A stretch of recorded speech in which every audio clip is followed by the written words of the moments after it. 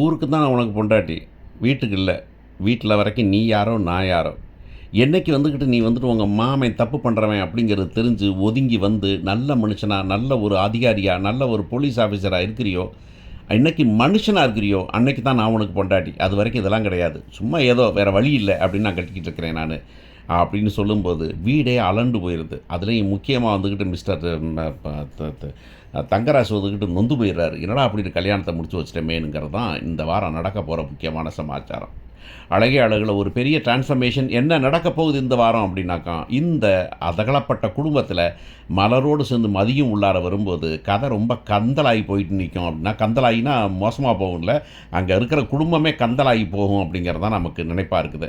இந்த மாமனாரையும், இந்த மாமியாரையும் நிக்க வச்சு உரிக்கணும். அப்பதான் சரியா இருக்கும் அப்படிங்கும்போது, இந்த வாரம் அதுக்கு உதவும் அப்படிங்கிறது தான் நம்ம நம்பிக்கை. சரி என்ன நடந்தது? நடக்கப் போகிறது அப்படின்னாக்கா, கடைசியா வந்து சொல்றாங்க. சொல்லிட்டு வந்துக்கிட்டு, "என்னங்க மாப்பிள வேலை இல்லையாமேன்னாங்க." "இல்ல, இல்ல வேலையெல்லாம் கிடைச்சிருச்சு." அப்படின்னாங்க. "வேலை கிடைக்கலன்னு இவரு சொல்றாரு. இந்த அவருக்கு தெரியாதா அது? அவர் ஆஃபீஸ்ல தான் ஒர்க் பண்றாரு." "சார் நாளைக்கு தான் சார் என்குயரி. இப்போ என்ன சார் நீங்க என்னமோ வேலை கிடைச்சு வேலையெல்லாம் கிடைக்கலங்க."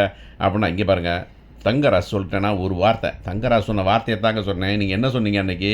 "கல்யாணத்துக்கு முன்னாடி வேலையில இருப்பான். வேலையில இருக்கவன தான் உங்க பொண்ணு கல்யாணம் முடிச்சு வைப்பீங்க." அப்படின்னு சொல்றான். உடனே இவங்க சொல்றாங்க, "இங்க பாருங்க எப்படி வேலை கிடச்சிரும். இங்கே பாருங்க கல்யாணம் நின்று போச்சுன்னா எனக்கு ஒருத்தர் என் மச்சனுக்கு பிரச்சனை இல்லை. அடுத்த வாரம் வேலை கிடச்சுன்னா நல்ல பொண்ணா கல்யாணம் வச்சிடும். அங்கே உங்கள் பொண்ணை யோசிச்சு பாருங்க அப்படின்னாக்கா அந்த பொண்ணு வரப்போகுது. அப்படிலாம் வேண்டியது இல்லைங்க. வேலை இருக்கான்னு கேட்டு தான் கல்யாணம் முடிச்சோம். அந்த வேலைக்காக தான் கல்யாணமே. இவருக்காகலாம் கல்யாணம் இல்லை. உங்களுக்காக கல்யாணம் இல்லை அப்படின்னு பொண்ணே போட்டு உடச்சிட போகுது. என்னம்மா சொல்கிற அப்படின்னாங்க, இங்கே பாருங்க எங்கள் அப்பாவே சொன்னாலும் எனக்கு கல்யாணம் வேணாங்க. அவ்வளோதான் அந்த கல்யாணம் முடிஞ்சு போச்சு. நிறுத்திக்கங்க அப்படின்ட்டு அந்த பொண்ணு கிளம்பிட போகுது. கிளம்பிட்டாக்க இவங்க அப்பாவெல்லாம் சொல்கிறா போகிறாரு.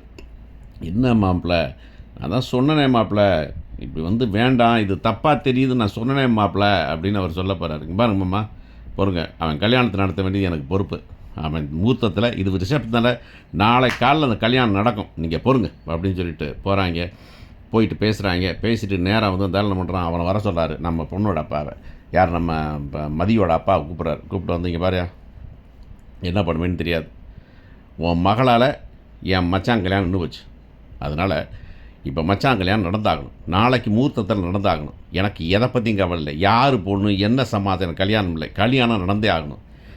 என்னையை விட்டுட்டு நிம்மதியாக வந்துட்டு என் மச்சானை நிம்மதி இல்லாமல் விட்டு என்னை நிம்மதியாக விட்டு நீ நிம்மதியாக இருப்பியா, உன் மகன் நிம்மதியாக. அதனால் முடியாது. நாளைக்கு காலையில் முகூர்த்தத்தில் பொண்ணாக நிற்க வேண்டியது உன் பொண்ணு. உன் பொண்ணு மதி வந்து கல்யாணம் முடிக்கிறா அப்படின்னோடனே இவன் ஐயோ என்னடா அது கடைசியில் கொண்டு தலையில் ஒன்று பிசாசை கட்டுறாங்களேடாங்கிற மாதிரி மச்சான் மாமா அப்படிங்கிறாங்க. பாரு பேசாமரு இது நடத்தி ஆகணும். அப்புறம் பார்த்துக்கலாம், அடுத்ததெல்லாம் பார்த்துக்கலாம். நாளைக்கு வந்து ஆகணும். இல்லைன்னு வச்சுக்கோமே நாளான்னைக்கு காலையில் நடுத்தருவில் நிற்பீங்க எல்லோரும். உன் மக படிப்பு எல்லாம் முடியும். நீ என்னை ஏமாற்றிட்ட, நீ பத்திரம் எழுதி வச்சிருக்கிற, அதை வச்சுக்கிட்டு வந்து உன்னை தூக்கி உள்ளார போட்டுருவேன், குடும்பத்தோடு உள்ளார போட்டுருவேன் அப்படிங்க போகிறாரு. ஐயோ என்னங்க என்ன வேணாலுங்க உசுரை கூட கேளுங்க, என் பொண்ணை போய் கேட்குறீங்களே அப்படின்னு. உன் பொண்ணு மட்டும் தான் கேட்க முடியும், உன் உசுரை வச்சு நான் என்ன பண்ண முடியும், அதனால் முடியாது, அந்த பொண்ணை தான் கல்யாணம் முடிச்சு வைக்கணும் அப்படிங்கிறார். உடனே அவங்க போகிறாங்க, என் பொண்ணு போகிறேன் 1 மணி நேரம் டைம் தரேன், எனக்கு பதில் சொல்லணும். நீ நாளை காலைல 6 மணிக்கு முகூர்த்தத்தை வந்து நிற்கிற, அதான் இந்தா பட்டு படம் கொடுறா, எல்லாத்தையும் கொடுறா, சேலையெல்லாம் கொடுறா அப்படிங்கிறார். சுரேஷ் என்ன மாமா அப்படிங்கிறாங்க. வண்டி வீட்டுக்கு வராரு. வீட்டுக்கு வந்தாங்க நாளை காலை கல்யாணம். என்ன கல்யாணம், பொண்ணு வீடு ஒத்துக்கிட்டாங்களா அப்படின்னு மாப்பிள்ளை சாம்பர் அவங்க அப்பா அம்மா கேட்க போகிறாங்க. அதெல்லாம் ஒன்றும் பொண்ணு வரும் உங்களுக்கு. எப்படியா என்ன புது பொண்ணு பார்த்துட்டீங்களா அப்படின்னு. ஆமாம் அந்த பொண்ணு தான் மதின்னு. என்னது மதியா அப்படின்னு ரேவதி. என்ன ரேவதியும் மலர் அந்த பக்கம் போகிறாங்க. என்னது அந்த மதி பிள்ளையா, அந்த பிள்ளையா ஆரம்பிச்சிருக்கேன். சரி ரொம்ப நல்லா இருக்கும் போல இருக்கு. ரேவதி வந்துட்டு ஐயோ ரொம்ப சூப்பர், எனக்கு எப்போன்னு இருக்குது அந்த பிள்ளை வரும்னு. அந்த மாதிரி ஒரு வந்து உங்கள் புருஷன் மூஞ்சிலையும் என் மச்சனை மூஞ்சிலையும் அடித்தா தான் சூப்பராக இருக்கும். ஐயோ அந்த பிள்ளை வரணுமே, எங்கள் மாமனார்லாம் வந்துக்கிட்டு வெளுக்கணும் கூட சேர்ந்து அப்படின்னு சொல்லி இவங்க சந்தோஷமாகிட போகிறாங்க.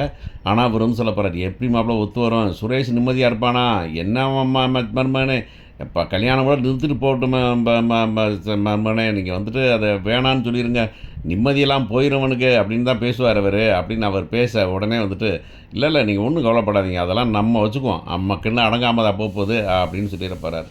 காலையில் படக்குன்னு இருக்க போகிறாங்க, எல்லாம் இருக்கிறாங்க. பொண்ணு வரும் பார்த்தா கடைசியாக கார் வந்து நிற்கிது. பொண்ணு மேக்கப்போட இறங்குது. வர்றாங்க, தாலி கட்ட வராங்க. வந்தாக்க சரி வா போய் மனையில் உட்காரமாண்ணா. இல்லை அதுக்கு முன்னாடி நான் பேசணும் அப்படிங்க போகிறாங்க. இந்த பொண்ணு பேசுனா யார்கிட்ட பேசணும், உங்கள்கிட்ட தான், நீங்கள் தானே கல்யாணமே, உங்களை வச்சு தான் கல்யாணம் நடக்குது, இந்த குடும்பமே உங்களை வச்சு தான் நடக்குது. தங்கராசிட்ட பேசணும். தங்கராசோட பேசும்போது வந்து மாப்பிள்ளைக்காரர் இருக்கணும், 2 பேரும் வாங்க உங்கள்கிட்ட பேசணும் அப்படின்னு. என்ன மதி அப்படிங்கிற. எப்பா நீங்கள் கம்முன்ருங்க, நீங்கள் வாங்க உள்ளார வாங்க. வந்துட்டு இந்தாங்க பத்திரம் வச்சுருக்கேன். இன்றைக்கி நான் தாலி கட்டுறேன். ஒன்று, என் அப்பாவோட வேலை போகாது அப்படின்னு உறுதியளிக்கணும். 2, இந்த கடனுக்கு அவருக்கு சம்மந்தம் இல்லை அப்படின்னு விட்டுறணும் அவரை. 3, இதுக்கு மேலே அந்த குடும்பத்தில் என்ன நடந்தாலும் நீங்கள் தான் பொறுப்பு அப்படிங்கிறத போட்டு எனக்கு கையெழுத்து போட்டு கொடுக்கணும். போட்டு கொடுத்தீங்கன்னா இப்போ கல்யாணத்துக்கு வரேன் அப்படின்னு சொன்னாங்க. என்ன நீ கண்டிஷன் போட்டிருக்கேன்? இங்கே பாருங்கள், இப்போவும் பொண்ணாக வந்துட்டேன் நான். சொந்தக்காரங்க பூரா உட்காந்துருக்காங்க. இந்த கடவையும் கல்யாணம் நிறுத்திட்டு நான் பாட்டில் போனேன்னு வச்சுங்களேன், நீங்கள் நாண்டுக்கிட்டு தான் தொங்க வேண்டியிருக்கோம். உங்கள் குடும்பத்தில் ஒருத்தனுக்கு நிம்மதி இருக்காது, ஒருத்தனுக்கு மரியாதை இருக்குது. அதுவும் உங்கள் மரியாதையெல்லாம் சுத்தமாக போயிடும் மிஸ்டர் தங்கராஜு அப்படின்னு சொல்ல போகுது. வேறு வழியே இல்லை. ஒன்றும் மச்சான் மாமா வேணாம் மாமா, அந்த கல்யாணம் வேலை எனக்கு பிடிக்கவே இல்லாமல் எப்படி பார்த்தாலும் இது தேவையில்லாத வேலை மாமா அப்படின்னு. ஏய் போடுறா பார்த்துக்கலாம் அப்படின்னு சொல்லிட்டு, கொண்டா உனக்கு பத்தல தானே போட்டு தரேன் நான் அப்படின்னு கையெழுத்து போட்டேன். போகிறாரு. கையெழுத்து போட்டேன். எங்கள் அப்பாவை கூப்பிடுங்க அப்படின்னு கூப்பிட்டு, இந்த பாருங்கப்பா, இப்போ நான் தள்ளி விட்டுக்கிறேன், இந்தாங்க உங்கள் இந்த பத்திரத்தை வச்சுக்கோங்க. உங்களுக்கோ அம்மாவுக்கோ தங்கச்சிக்கோ என்ன மாதிரி பிரச்சனை வந்தாலும், உங்கள் வேலைக்கு பிரச்சனை வந்தாலும் எல்லாத்துக்கும் காரணம் இவங்க தான் அப்படின்னு கையெழுத்து போட்டிருக்காங்க. நீங்கள் கையில் வச்சுக்கோங்க.